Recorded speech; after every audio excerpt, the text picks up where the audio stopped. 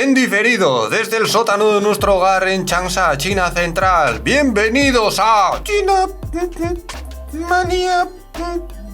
Qué mal, ¿no?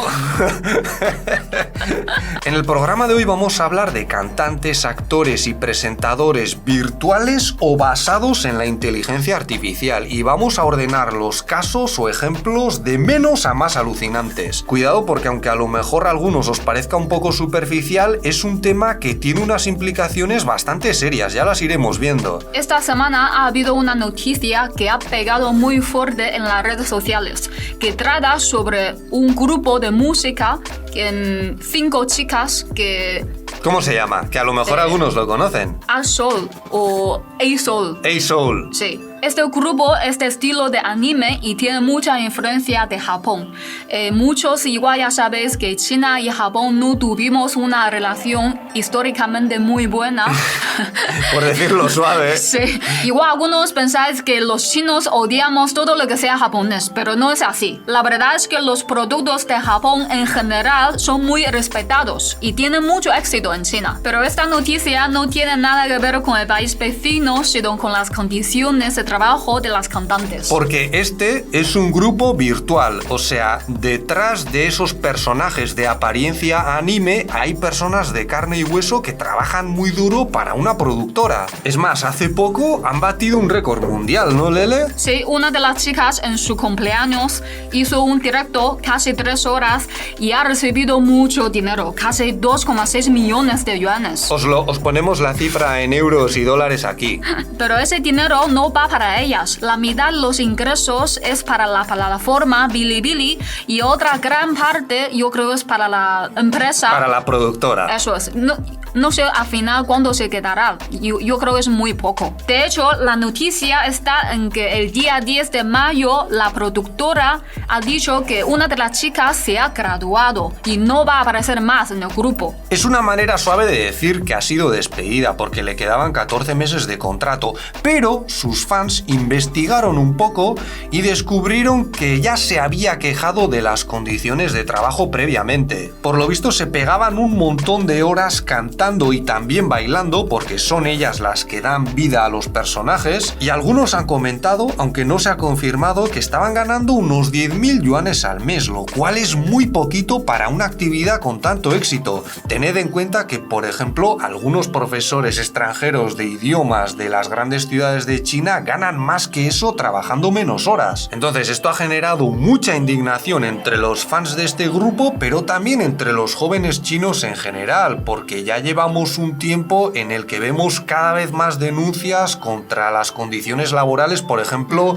de las jornadas 996, trabajar de 9 de la mañana a 9 de la noche 6 días a la semana, y hay gente que se está preocupando, y con razón, por el panorama que se presenta en estos sectores o nichos de la economía. Una cosa llamativa de este caso es que los fans se han organizado muy bien. Ellos contactaron con los medios y algunos influencers para que hablen sobre el tema. Y además también se quejaron al gobierno local. Al departamento de seguridad social. Eso es. Denuncia al canto. O sea, imaginad a los mayores seguidores de este grupo llamando al teléfono de la seguridad social de Hangzhou ahí en plan: queremos que investiguéis la situación de estas chicas. A mí por un lado me sorprende porque no estoy tan familiarizado con el mundo fan de China, pero por otro no tanto, porque eso de hacer denuncias a través de páginas del gobierno o de diferentes autoridades, departamentos, es cada vez más habitual. En gran parte porque esto se puede hacer de manera anónima, y no solo con este tipo de casos, también con cuestiones más serias. Es más, la Oficina de la Seguridad Social de Hangzhou ha respondido oficialmente a la petición de los fans y han dicho que no han encontrado evidencias de violación del contrato o de las leyes laborales. Pero claro, tampoco han hecho una inspección o una investigación en el lugar de trabajo, y todos sabemos que entre lo que dice el contrato y la realidad del día a día laboral puede haber una diferencia muy grande. Lamentablemente este es un hecho muy patente, no solo para los fans de este grupo, sino también para los jóvenes chinos en general. Pero como veremos luego, estamos hablando de un tipo de actividad económica que está bastante sujeta o cada vez más sujeta a la automatización. Para que nos hagamos una idea, en Bilibili, que es una de las plataformas de vídeo más famosas de este país, por lo visto ya hay más de 30.000 presentadores virtuales o basados en la inteligencia artificial. Y ahora vamos a ocuparnos de los segundos, de aquellos presentadores detrás de los cuales no hay una persona de carne y hueso, todos son ceros y unos. Bueno, a ver, también hay diseñadores, ingenieros, luego nos ocuparemos de ello porque la cosa es más compleja de lo que parece a simple vista. Pero esto no solo lo vemos en el mundo online, también en los programas de televisión. Ahora os lo cuenta Lele. ¿Te has enterado, Pachi, que a lo mejor dentro de unos años nos sustituyen ahí por un pato virtual y un Javierto de inteligencia artificial? Seguro que sería mucho más ingenioso y gracioso que yo, no lo dudo. ¿Pero qué va a ser de nosotros? A ver, yo podría seguir siendo profesor de español, pero tú, Pachi, no sé qué otra alternativa tendrías. Tendrías que portarte muy bien con nosotros y a lo mejor, no sé, aprender a pasar el polvo. Hace poco os contamos que esta provincia, Hunan, tiene un canal de televisión muy famoso en todo el país. Y dentro había un programa de entretenimiento con más de 20 años. ¿Cómo se llamaba, Lele? 快乐大本营 es súper popular. Cuando yo era pequeña era mi programa favorito. Bueno, no tan pequeña, tendrías unos 12 años, ¿no? Sí, 12. Es que en China a veces el concepto de ser niño y adolescente es un poco diferente.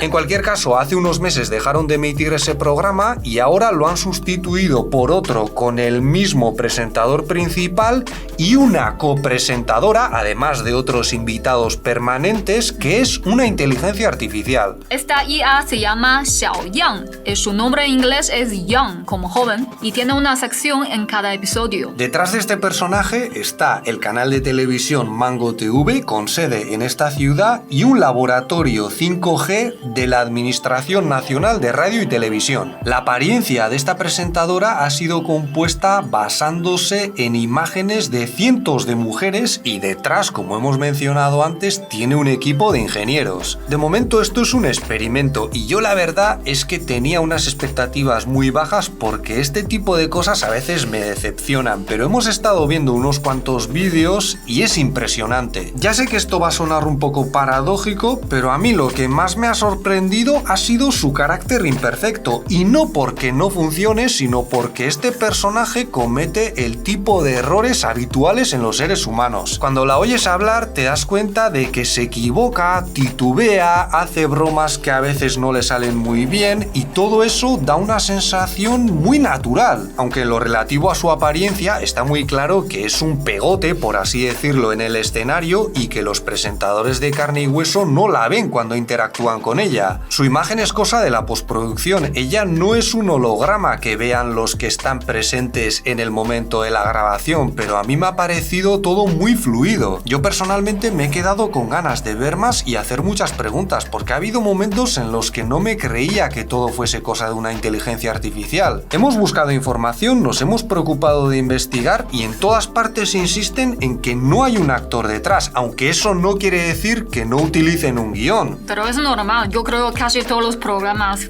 tienen algún de guión detrás. Eso es, sí, aunque sea algo muy flexible, nosotros aquí también utilizamos un guión, son una serie de puntos a seguir para que no nos vayamos por los cerros de Úbeda.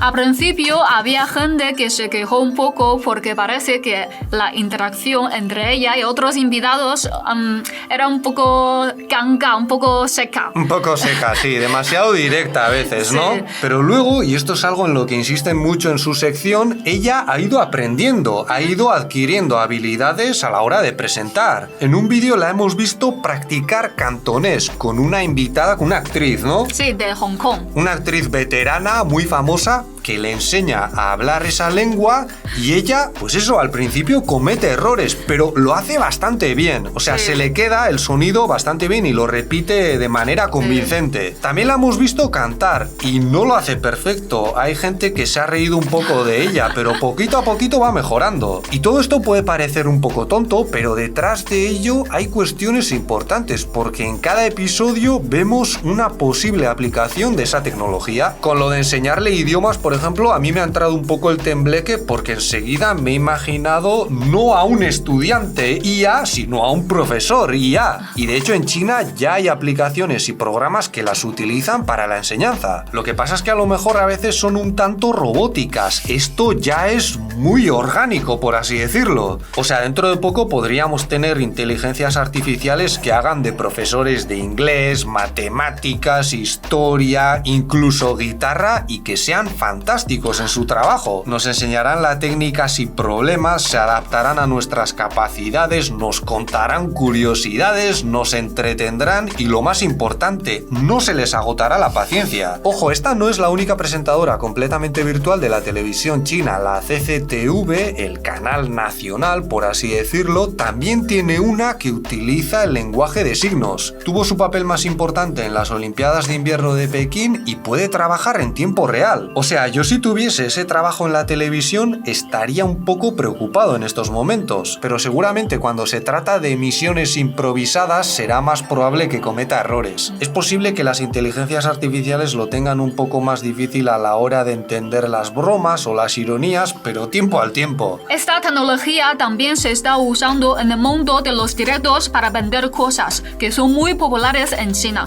Ya hicimos un vídeo sobre ello. Aquí es muy habitual que las empresas y las tiendas, a veces incluso tiendas muy pequeñas como las de nuestro barrio, tengan canales en los que hacen directos para presentar sus productos. Algunas compañías lo hacen de manera muy profesional contratando a personal que están ahí todo el día. En algunos casos puede ayudar mucho contar con vendedores con carisma y labia, pero en otros no tanto. Y ya hay empresas que están ofreciendo presentadores virtuales basados en una inteligencia artificial, porque a lo mejor crear el personaje no sale barato, pero luego el mantenimiento sí, no necesita un salario, no necesita seguros. Hay muchos productos con los que lo importante es la información veraz y seguramente a muchos consumidores les da igual que quien se la ofrezca sea un dibujo animado. A ver, eso no quiere decir que las inteligencias artificiales vayan a desbancar a las estrellas de este sector, que en estos momentos todavía podemos decir que tienen una personalidad insustituible, única, pero yo me temo que para miles de pequeñas tiendas la solución más eficiente va a ser la de la inteligencia artificial, porque no tiene mucho sentido pagar a una persona para que se pegue horas y horas delante de la cámara respondiendo siempre a las mismas preguntas. A veces los presentadores reales cometen errores y esto puede generar problemas. Claro, porque una parte de ellos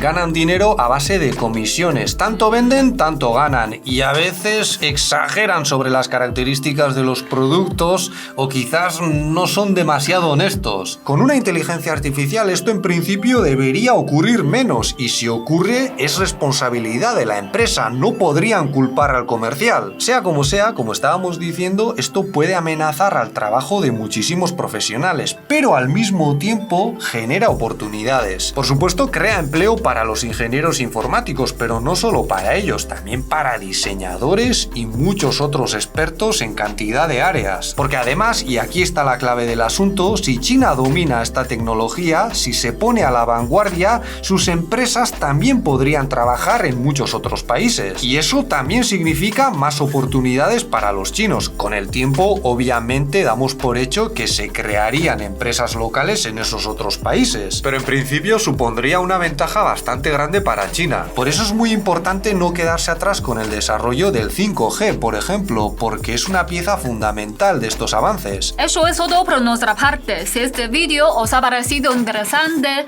podéis darle un me gusta, suscribiros o ayudarnos con Patreon, donde tenéis más contenido, como directos y mis clases de mandarín. Muchas gracias por vuestra atención y hasta la próxima. ¡Hasta luego!